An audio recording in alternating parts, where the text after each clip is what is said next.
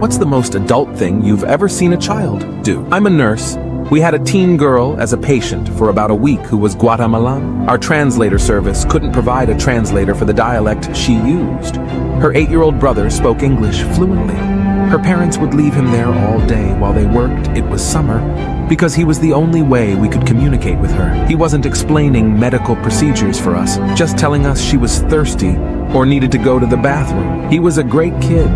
All the nurses tried to spoil him. I took him to the cafeteria for lunch one day and told him to choose, and he kept asking me if he could really have anything he wanted. He probably gained 5 pounds the week he spent with us.